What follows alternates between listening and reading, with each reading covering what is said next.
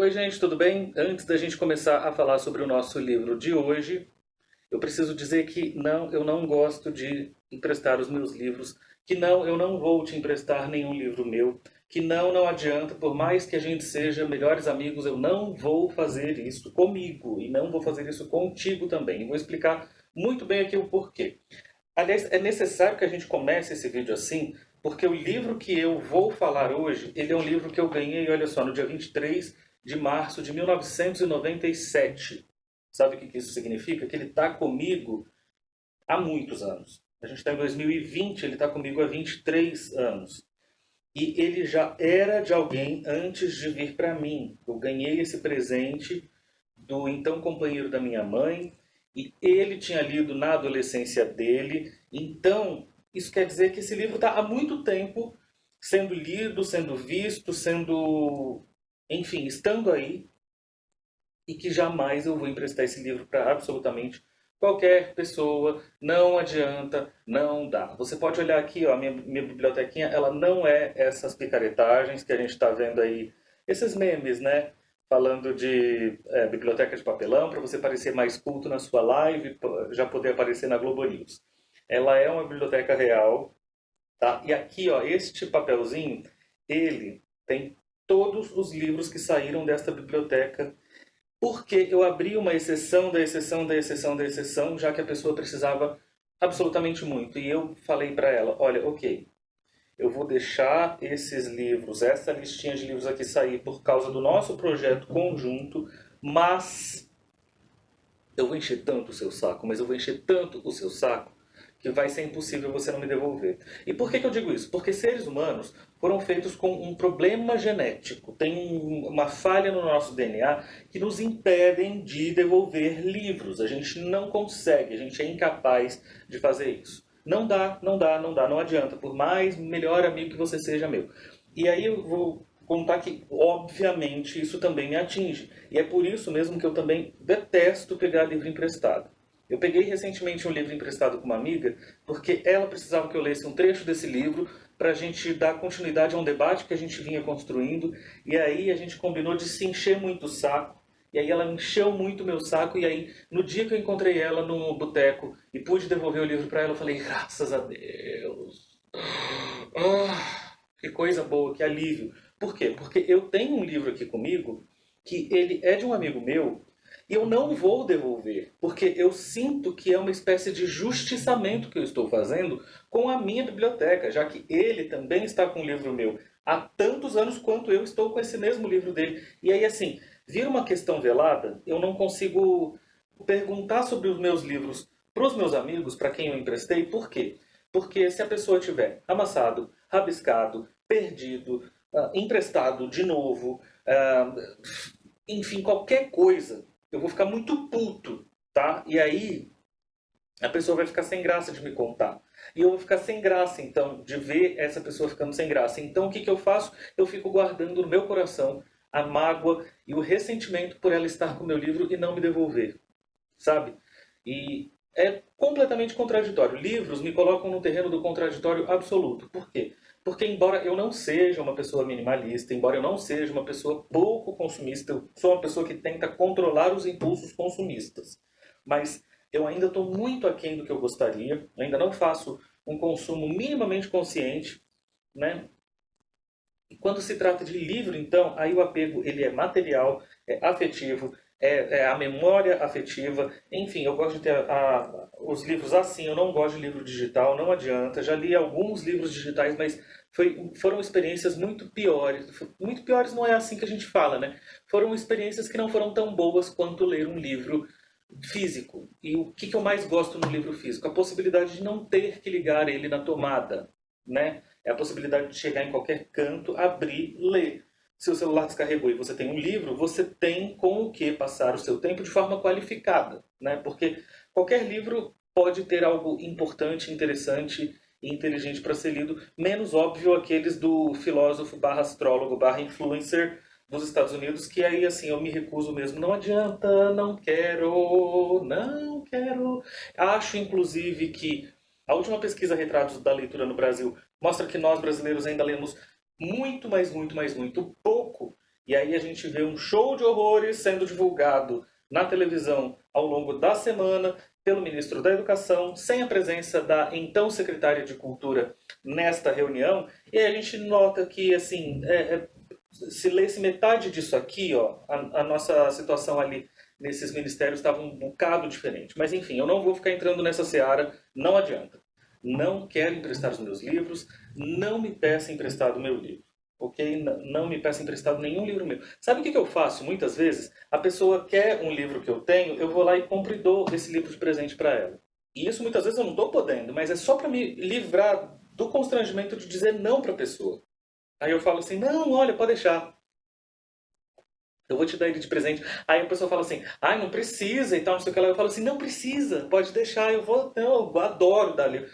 De fato, adoro. Mas assim, compreenda, você está ganhando um livro quando você me pediu algum meu emprestado, você está lidando com um prazer e uma satisfação minha de poder te presentear e também com um enorme alívio que você está me dando de eu não ter que emprestar o meu livro para você. Não gosto, não gosto. Das poucas coisas que eu vou falar não para você na vida vai ser emprestar livros, ok? Nosso livro de hoje é este aqui, ó.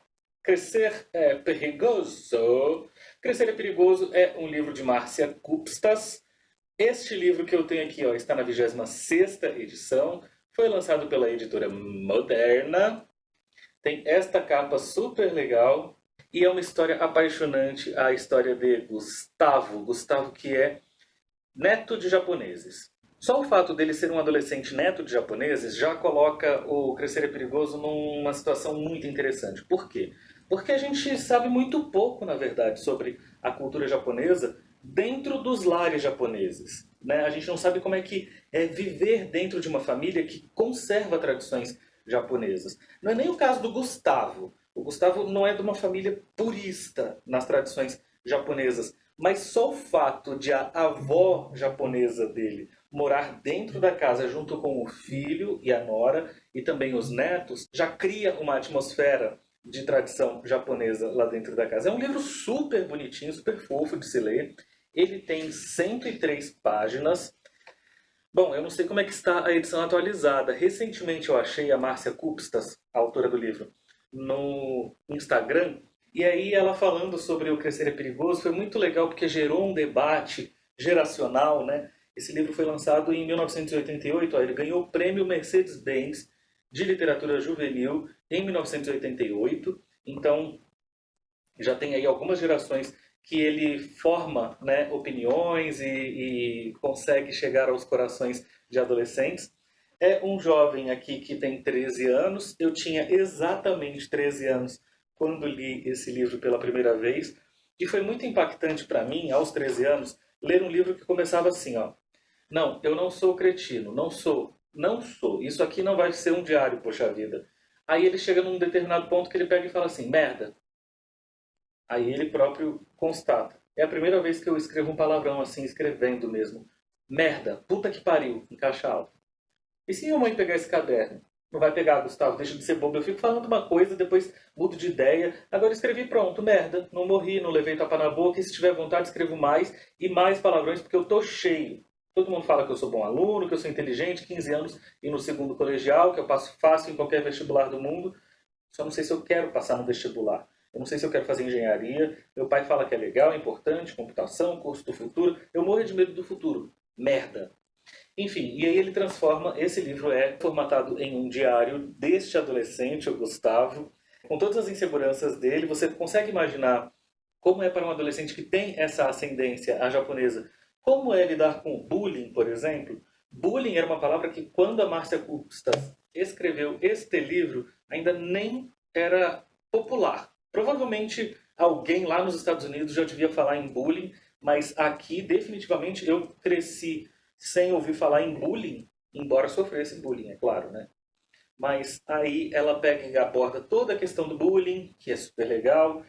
Ela aborda todas as questões das tradições da família, como a palavra da avó e dos pais é muito séria, como os descendentes de japoneses tinham uma visão ali dos brasileiros que era muito levando a gente para o lado de somos todos muito festeiros e pouco trabalhadores, Somos todos meio até vagabundos e meio malandros. E tem um aspecto aqui que ele me chama muito a atenção e me incomoda hoje, que é o fato de, em conversas familiares, a família do Gustavo perguntar um para o outro assim, fulano é preto? Ah, fulano é preto e tal, não sei o quê.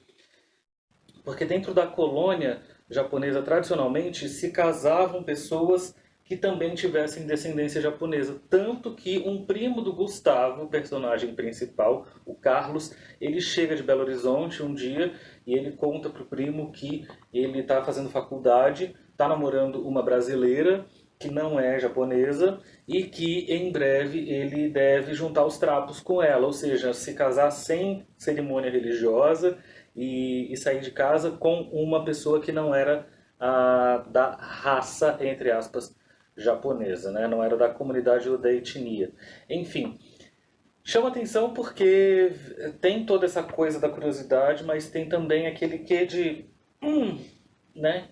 E aí nós vemos como nós evoluímos como sociedade. Eu espero, pelo menos, assim espero, né? De todo modo, é um livro fofinho de se ler, foi lido agora na quarentena. Por que que eu fui pegar um livro adolescente para ler na quarentena? Porque meu filho está crescendo, eu tenho visto ele mudar os assuntos muito rapidamente.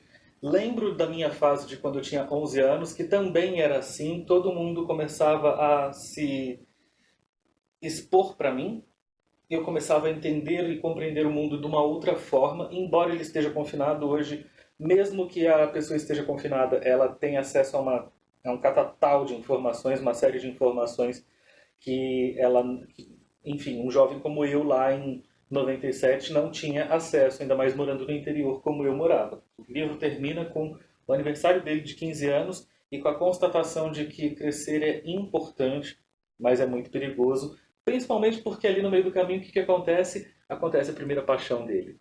Mas é interessante também como o livro naturaliza determinadas coisas e comportamentos que eram comuns principalmente na década de 80, que foram perdendo fôlego, foram perdendo charme na década de 90 e aí já nos anos 2000 eram completamente abomináveis, que é, por exemplo, o fato de que na festa de 15 anos do Gustavo, uma molecada está fumando um cigarro.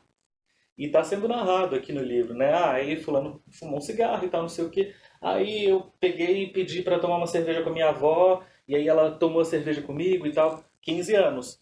E para mim, com 15 anos, era comum que se tomasse cerveja. Hoje a gente já tem outro parâmetro. Então eles chegam ali no bar da esquina do colégio, o Gustavo e os amigos, e aí falam, ah, desce uma cerveja aqui para mim e 3 cigarros, coisa que não acontece mais hoje. Não é mais possível acontecer hoje.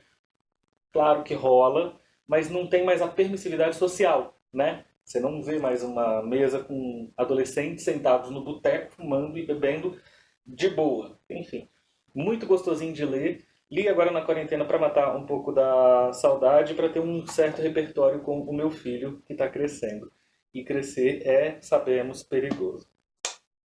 Beijo, até o próximo vídeo.